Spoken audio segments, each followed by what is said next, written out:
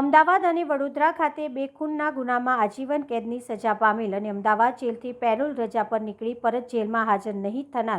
ફરાર થઈ જઈ છેલ્લા 5 મહિનાથી ફરાર રહેલ કેદીને શોધી કાઢવામાં વડોદરા શહેર ક્રાઇમ બ્રાન્ચની ટીમને સફળતા મળી છે। ક્રાઇમ બ્રાન્ચના પોલીસ ઇન્સ્પેક્ટર એનજી જાડેજા નાઓની તેઓની ટીમના માણસો ગુજરાત રાજ્યની જુદી જુદી જેલોમાં વિવિધ રજા પર બહાર નીકળી પરત જેલમાં હાજર ન થઈ ફરાર થયેલા કેદીઓની શોધખોળ અંગે શહેર વિસ્તારમાં પેટ્રોલિંગ દરમિયાન ટીમને મળેલ માહિતી આધારે સયાજીગંજ પરશુરામ ભટ્ટા ખાતે અમદાવાદ શહેરના દાણી લીમડા પોલીસ સ્ટેશન સન 1998માં નોંધાયેલા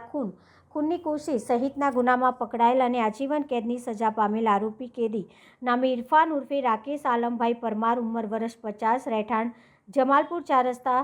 શાહ અબ્બાસની ચાલી અમદાવાદને પેરોલ રજા પરથી ફરાર થયેલ કેદી હોય તેને પકડી પાડવામાં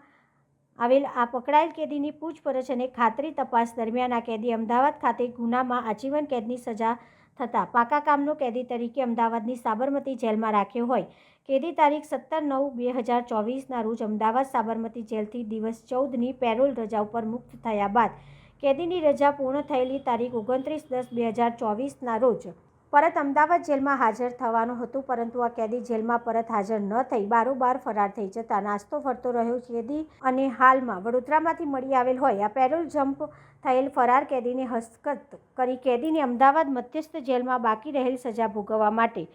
સોંપવામાં આવેલ છે।